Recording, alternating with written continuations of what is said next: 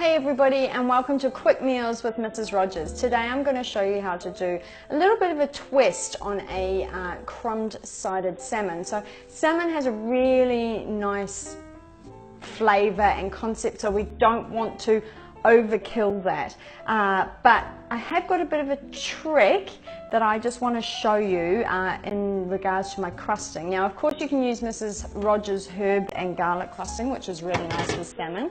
But this is just something a little bit special. So I've got my fry pan really hot, and I'm going to put a knob of butter in because butter is just so much nicer than anything else, and it will give me that flavor that I'm after. Now, I've got my piece of salmon here, and it does have the skin on. I'm wanting to sear that skin, so I do need my pan up fairly high, but I don't want it too high so that my butter gets burnt. So let's pop this in first, skin side down. Now the trick with salmon is you kind of need to steam it as well, so put your lid back on and let's make the crusting, the topping. So I'm actually using crushed up potato chips. There they are, crushed up potato chips. So there was a little bag that was going stale, you know, one of the kid-sized bags that was going a bit stale in the cupboard. So I thought, right, what can I do with that? I know, I'll make a clever little crushed up thing. So you could use breadcrumbs or pork crackling or something along the lines of crunchy, crusty, etc. but try chips. Now, I'm going to pop in some of the Mrs. Rogers lemon salt. Now, this is so nice because it does give that lemony flavor without overpowering it. It's not that strong that it's going to kick you in the face so that you can't taste your salmon.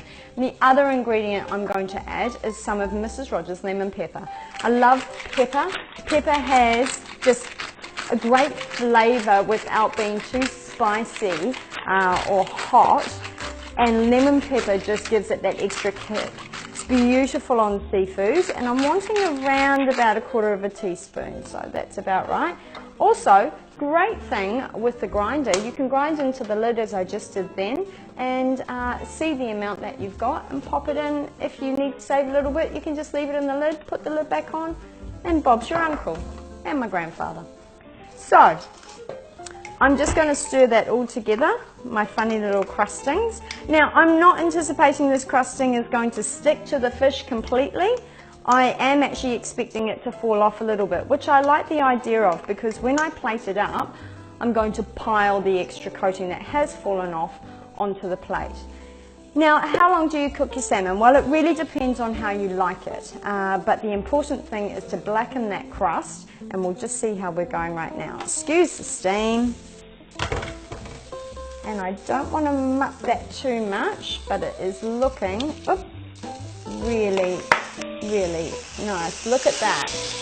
Look at that blackened skin. So good. Really crunchy and firm. Now, I'm just cooking the other side ever so slightly because I am wanting to actually get that nice and brown as well. Now, because the crusting doesn't actually need to be cooked as such, I'm just going to pop a little bit more butter in there to hopefully help it to stick. It just really needs to be warmed through, and it becomes an accompaniment to the fish. But just something a little bit different, something a bit strange. I mean, let's face it, who's throwing out packets of biscuits because they have gone stale, whereas you can use it on this really nicely. So I'm just wanting to press that on. A little bit of that flavour is going to get into that fish, and as you can see, some has fallen down. That's okay. Now, if you like your salmon well done, you'll obviously need to cook it for a little bit longer. However, salmon can be eaten near raw or medium rare. I guess they call it blue. Do they call salmon blue? I'm not sure. But anyway, you can cook it as long or as little as you like. Now that is my crusting. I'm actually just going to pop the lid back on and just get that butter slightly melting on the top of the crusting. Get all those flavors just infusing for around 30 seconds, and then we'll plate it up. Now this would be best served with a really yummy salad.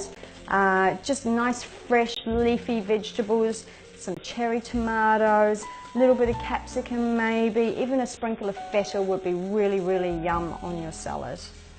Okay, so let's serve this up. Now the underside has gone really nice, and those crusty bits, which I am not going to waste, I'm just going to drizzle on the top there. And now I'm just going to move my pan out of the way so that you're not looking at me through a whole pile of smoke. And the finished product is here. So, easy salmon, really quick and easy. It's probably on the pricier side for some meals, but it also provides you really good nutrients, so it's really important to have fish at least once a week. And I'm just going to, crunch through that layer of the skin, and I want to get some of that.